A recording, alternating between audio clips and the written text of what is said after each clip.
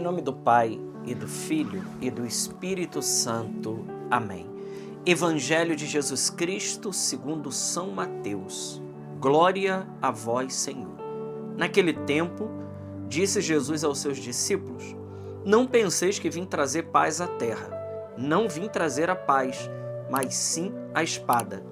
De fato, vim separar o filho de seu pai, a filha de sua mãe e a nora de sua sogra. E os inimigos do homem serão seus próprios familiares. Quem ama seu pai ou sua mãe mais do que a mim, não é digno de mim. Quem ama seu filho ou sua filha mais do que a mim, não é digno de mim. Quem não toma sua cruz e não me segue, não é digno de mim. Quem procura conservar a sua vida vai perdê-la, e quem perde a sua vida por causa de mim vai encontrá-la. Quem vos recebe, a mim recebe, e quem me recebe, recebe aquele que me enviou. Quem recebe um profeta por ser profeta, receberá a recompensa de profeta. E quem recebe um justo por ser justo, receberá a recompensa de justo. Quem der, ainda que seja apenas um copo d'água fresca, a um desses pequeninos por ser meu discípulo, em verdade vos digo, não perderá a sua recompensa. Quando Jesus acabou de dar estas instruções aos discípulos, partiu daí, a fim de ensinar e pregar nas cidades deles. Palavra da salvação. Glória a vós, Senhor. Meus irmãos, nesta segunda-feira, dia 14 de julho, o evangelho que nós acabamos de ler é o capítulo 10 do Evangelho de São Mateus, versículos de 34 até o capítulo 11 e versículo 1. Jesus aqui está dizendo, e tem uma frase aqui nesse evangelho que é muito importante para nós. Jesus diz: quem procura conservar a sua vida vai perdê-la, e quem perde a sua vida por causa de mim vai encontrá-la. Ora, se a gente entender essa frase de Jesus, nós vamos compreender a fala dele dizendo: não penseis que vim trazer a paz. Eu não vim trazer a paz, eu vim trazer a espada. Ora, o que Jesus está querendo dizer com isso? Jesus não é o príncipe da paz? Como ele pode dizer que ele não veio trazer a paz? Ele veio trazer a divisão, ele veio trazer a espada. Ora, não é o demônio que é o divisor? Então, nós precisamos aqui entender. Por isso, meus irmãos, não podemos tomar os textos bíblicos ao pé da letra. O livre exame das Escrituras, sem a intervenção do magistério ordinário da igreja, é loucura. Isso, inclusive, é protestantismo. Então, veja, o que o Senhor está querendo dizer? Quando ele diz: quem procura conservar a sua vida vai perder, e quem perde a sua vida por causa de mim vai encontrar, nós podemos aqui lembrar das palavras de Santo Agostinho, na sua grande obra chamada A Cidade de Deus. Agostinho diz: dois amores construíram duas cidades. O amor de Deus até o desprezo de si gera Jerusalém celeste. E o amor desordenado de si até o desprezo de Deus gera Babilônia. E nós sabemos que o Salmo 136 diz que nós precisamos pegar os filhos da Babilônia e atirá-los contra a parede. O filho da Babilônia é o pecado. Então, o filho da Babilônia, que é o pecado, nós precisamos atirá-lo contra a parede. Então, o que Jesus está dizendo é isso. Conservar, quem quer conservar a sua vida vai perder. Ou seja, quem, movido pelo amor próprio, o amor próprio desordenado, porque nós precisamos se amar, sim, mas o que Santo Agostinho está dizendo é a respeito do amor desordenado de nós mesmos. Uma falsa imagem de nós mesmos. E, irmãos, eu já disse aqui outras vezes, a santidade, ela passa pelo autoconhecimento. O conhecimento de nós mesmos. De nós cairmos em nós mesmos, como o filho pródigo, e vermos que nós muitas das vezes pisamos na bola.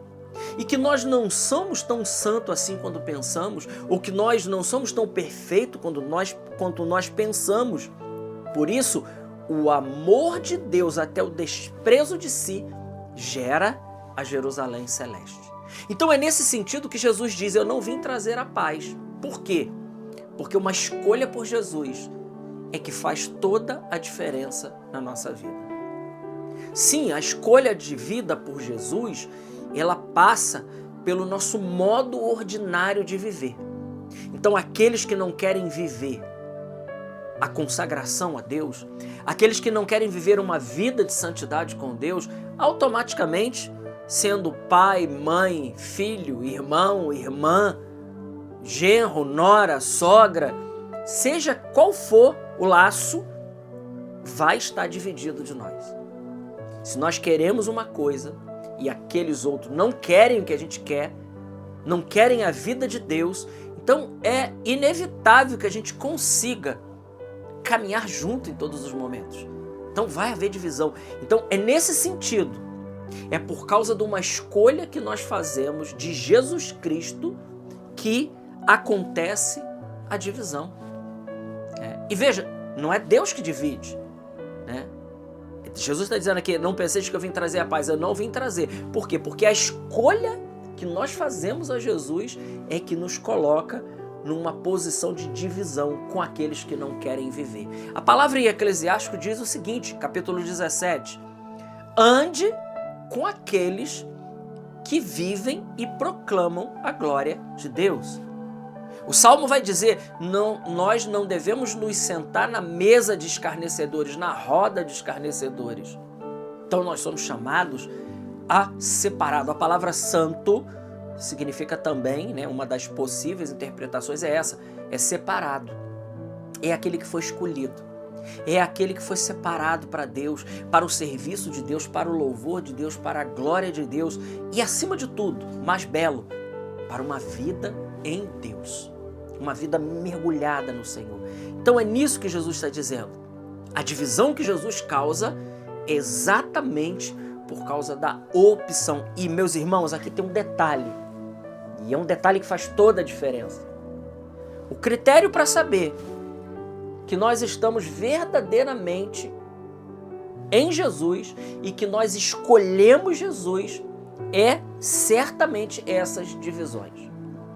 Se todo mundo concorda com a gente, se está tudo bem, se a gente faz a mesma coisa que as outras pessoas, que os pagãos fazem, então nós não escolhemos Jesus ainda.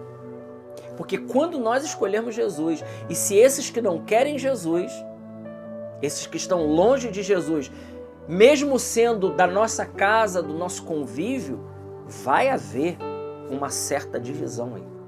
É inevitável. E como lidar com isso? Como lidar com isso? Jesus mesmo dá a receita no Evangelho. Ele diz, depois de receber, quem recebe um profeta, em conta de profeta, né, quem der um copo de água fresca, mas antes ele diz, quem não toma a sua cruz e não me segue, não é digno de mim. Então Jesus aqui está dizendo algo precioso para nós. Ele está dizendo, meu filho, minha filha, nós não podemos parar no meio do caminho. Aqui então chegamos no ponto nevrálgico, no ponto central, né, e mais importante da nossa meditação. Então, diante da escolha que a gente deve fazer por Jesus e diante daquilo que a gente pode sofrer por causa da escolha, às vezes ter que caminhar separado e ver essas coisas acontecer, Jesus está dizendo para mim e para você, irmão, não pare, siga adiante, com mansidão, com caridade, mas siga adiante. Quantas pessoas nesse processo de santidade e fizeram até escolhas maravilhosas, escolheram por Deus, escolheram viver aquilo que é a proposta do Evangelho para nós, só que não aguentaram a pressão. Não aguentaram a exclusão, não aguentaram para alguns o abandono, a incompreensão, não aguentaram muitas das vezes perceberem que estão sozinhos. Quanto é difícil para uma pessoa que só ele se converteu dentro daquela casa. É difícil ou não é, irmão? Irmã, fala para mim. É difícil. Se só você se converteu dentro da sua casa, saiba, você está vivendo uma divisão, porque você quer algo e você não aceita muitas vezes aquilo que os outros querem e aquilo que os outros fazem. E eu digo para você, não deve aceitar mesmo. Você não pode ser conivente com isso. E eu não estou dizendo aqui que tenha que brigar, que tenha que... Não! Acima de tudo, a caridade, vai dizer Santo Agostinho. A caridade é a rainha das virtudes, né? Amar mesmo no meio de todo sofrimento. Então eu quero dizer, muitas pessoas boas que se decidiram para o Senhor não aguentaram o rojão. Agora aqui eu quero acrescentar algo nesta meditação. Sem oração e sem muita oração, nós não aguentaríamos mesmo.